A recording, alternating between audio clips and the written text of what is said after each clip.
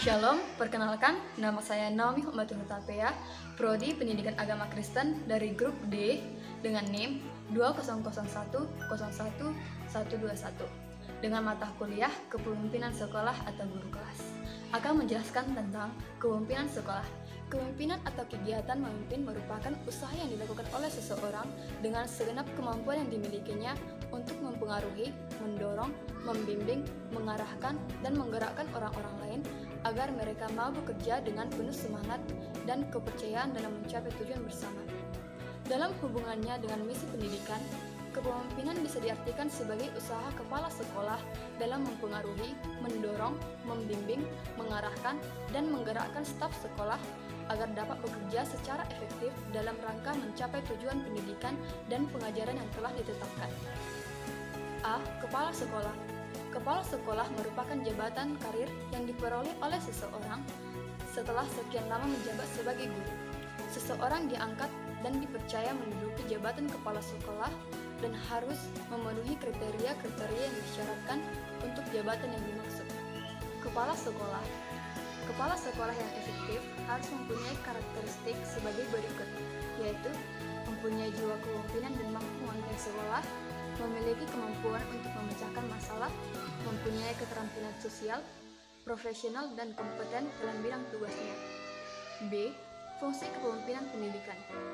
Menunjuk kepada berbagai aktivitas atau tindakan yang dilakukan oleh seseorang kepala sekolah dalam upaya menggerakkan guru-guru, karyawan, siswa, dan anggota masyarakat lain agar mau berbuat sesuatu guna menyukseskan program-program pendidikan sekolah. Adapun fungsi utamanya yaitu pertama, membantu guru-guru memahami, memilih, dan merumuskan tujuan pendidikan yang akan dicapai, dan menggerakkan guru-guru, karyawan, siswa, dan anggota masyarakat untuk menyukseskan program-program pendidikan di sekolah, dan menciptakan sekolah sebagai suatu lingkungan kerja yang harmonis, sehat, dinamis, dan nyaman, sehingga segenap anggota sekolah dapat bekerja dengan penuh produktivitas dan memperoleh kepuasan kerja yang tinggi. Kepala sekolah merupakan pemimpin pendidikan yang sangat penting karena dialah yang berhubungan langsung dengan pelaksanaan program pendidikan di sekolah.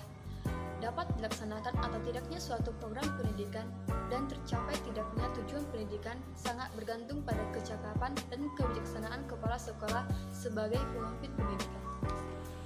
Adapun hubungan kerjasama sekolah dengan masyarakat sangat penting dikarenakan sekolah adalah media tempat menambah ilmu dalam masyarakat itu sendiri, sehingga masyarakat berperan penting dalam meningkatkan kualitas sekolah dengan menjalin kerjasama dengan sekolah. Namun, banyak sekali sekolah dengan masyarakat tidak satu pemahaman dikarenakan dengan beberapa faktor dan tidak sesuai dengan apa yang diharapkan sehingga tidak tercapainya pembelajaran yang ditargetkan. Hubungan kerjasama sekolah dengan masyarakat. Hubungan kerjasama sekolah dengan masyarakat bukan hanya mendidik anak, tetapi juga meningkatkan bidang-bidang yang berhubungan dengan pendidikan anak dan pendidikan masyarakat.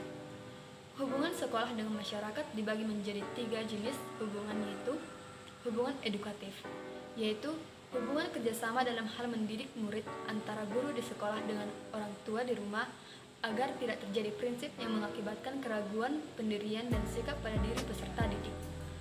Selanjutnya, hubungan kultural, yaitu hubungan kerjasama antara sekolah dan masyarakat yang memungkinkan adanya saling membina dan mengembangkan kebudayaan masyarakat tempat sekolah itu berada.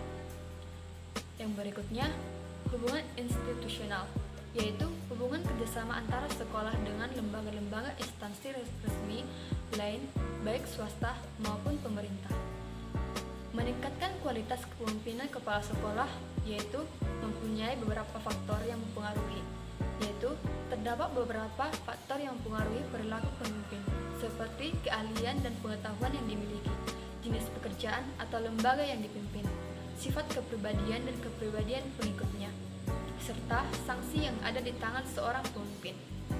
Adapun cara yang dapat dilakukan seorang pemimpin untuk mengembangkan kemampuannya yaitu: yang pertama, belajar dari hal sekitarnya. Yang kedua, melakukan observasi kegiatan manajemen secara terencana. Yang ketiga, membaca hal yang berkaitan dengan kegiatan yang sedang dilaksanakan. Baru, yang keempat, memanfaatkan hasil-hasil penelitian. Yang kelima, berpikir positif. Yang keenam, merumuskan ide-ide yang akan dilakukan. Hubungan kerjasama sekolah dan masyarakat adalah hal terpenting di bidang pendidikan, dikarenakan masyarakat tidak akan lepas dengan namanya pendidikan yang akan membawa pengaruh besar di dalam keluarga, masyarakat, maupun di suatu negara. Begitu juga dengan sekolah yang bertujuan untuk mendidik dan mencerdaskan masyarakat, terutama di lingkungan itu sendiri. Kualitas kepemimpinan kepala sekolah adalah dasar berjalan dengan baik atau tidaknya proses belajar mengajar di sekolah tersebut, tertatanya manajemen yang baik. Tipe-tipe kepemimpinan kepala sekolah yang ideal, yaitu pemimpin dalam kepemimpinannya dinyatakan berfungsi untuk menggiatkan atau menggerakkan bawahannya. Fungsi menggerakkan adalah fungsi pembimbing dan pemberian pemimpinan serta menggerakkan kelompok orang-orang itu agar suka dan mau bekerja. Dalam kepemimpinan disebutkan seorang pemimpin memiliki beberapa tipe-tipe kepemimpinan, yaitu yang pertama, tipe kepemimpinan karismatik.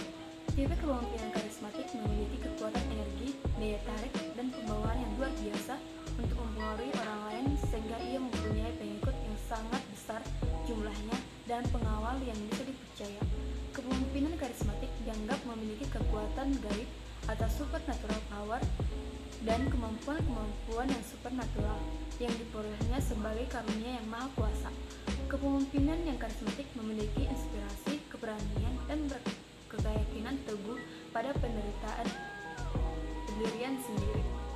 Totalitas kepemimpinan karismatik memancarkan pengaruh dan daya tarik yang amat besar dalam kepemimpinan ini. Seorang kepala sekolah dan harus memiliki karisma yang baik untuk menggerakkan bawahannya supaya manajemen sekolah berfungsi dengan baik. Yang kedua, tipe kepemimpinan paternalistis atau materialistik.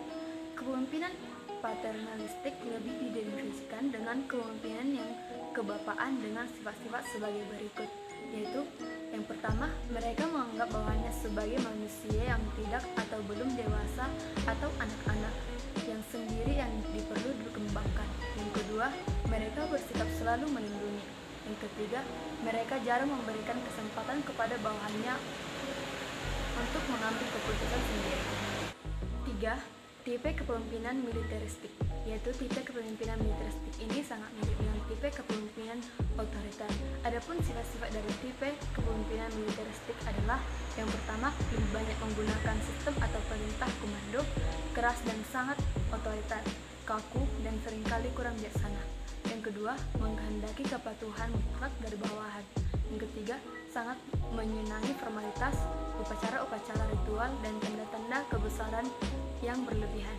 Yang keempat, menuntut adanya disiplin yang keras dan kaku di bawahannya. Yang kelima, tidak menghendaki saran, usul, sugesti, dan kritikan dari bawahannya. Yang keenam, komunikasi hanya berlangsung searah.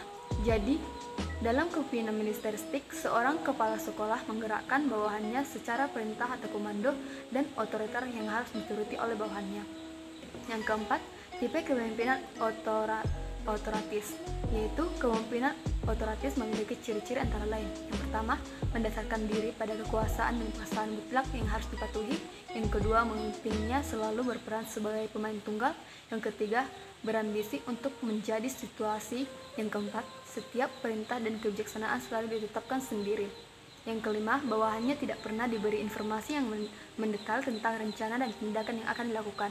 Yang keenam, semua pujian dan kritik terhadap segenap anak buah diberikan atas pertimbangan pribadi. Yang ketujuh, adanya sikap eksklusif, selalu ingin berkuasa secara absolut. Sikap dan prinsipnya sangat konservatif, kuno, ketat, dan kaku.